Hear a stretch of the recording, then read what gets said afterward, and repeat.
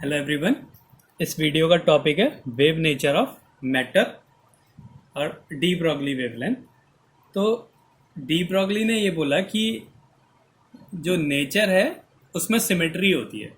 जैसे लाइट के जो रेडिएशन है, रेडिएशन के दो नेचर होते हैं, एक होता है पार्टिकल नेचर और एक होता है वेव नेचर। इसी तरीके से पार्टिकल जो है वो भी वेव की तरह बिहेव करता है। यही है वेव नेचर ऑफ मैटर। जो पार्टिकल है वो भी वेव की तरह बिहेव करता है। तो डी ब्रॉगली की ये हाइपोथेसिस थी कि अ मूविंग पार्टिकल, ये डी ब्रॉगली की हाइपोथेसिस थी, a moving particle is associated with a wave called matter wave.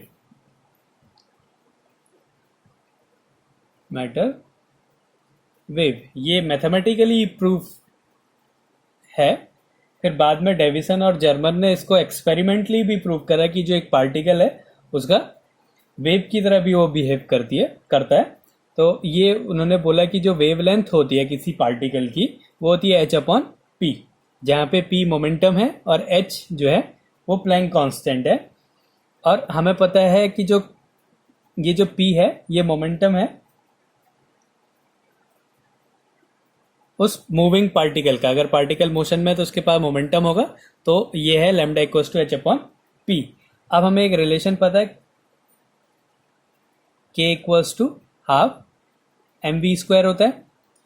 तो अगर हम यहाँ से k और p पे रिलेशन निकालें तो ये होगा, इसको हमने लिख दिया half m² v² upon m।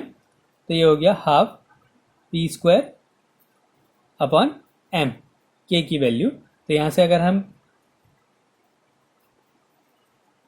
p की वैल्यू निकालें तो p² इक्वल्स टू क्या हो जाएगा, 2m k।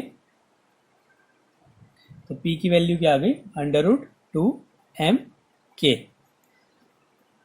तो हम इससे ये भी लिख सकते हैं। तो लैम्डा इक्वल्स टू क्या हो गया, h/p। p की वैल्यू है √2m k, जहाँ पे h जो है वो प्लैंक कांस्टेंट है और इस प्लैंक कांस्टेंट की जो वैल्यू होती है वो होती है 6.62 इंटू 10⁻⁻34 जूल सेकेंड।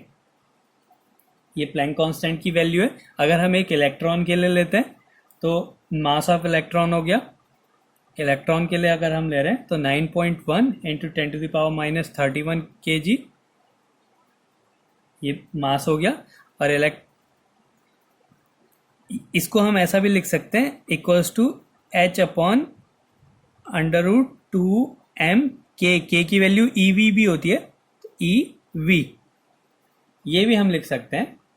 और इलेक्ट्रॉन जो है ये चार्ज ऑफ इलेक्ट्रॉन है 1.6 इंटू 10⁻⁻19 कूलम, माइनस है, न्यूमेरिक वैल्यू ले रहे हैं। अगर हम इन सब की वैल्यूज को इस फॉर्मूले में पुट करें तो लैम्डा इक्वल्स टू मिलता है हमें 12.27 अपॉन √v एंगस्ट्रम।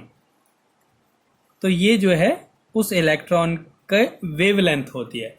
ये जो है मैथमेटिकली प्रूफ था, ये डी ब्रॉगली की हाइपोथेसिस थी। इसके बाद डेविसन और जर्मर ने इसको एक्सपेरिमेंटली भी प्रूव किया कि जो एक पार्टिकल है वो वेव की तरह बिहेव करता है। तो ये है वेव नेचर ऑफ मैटर।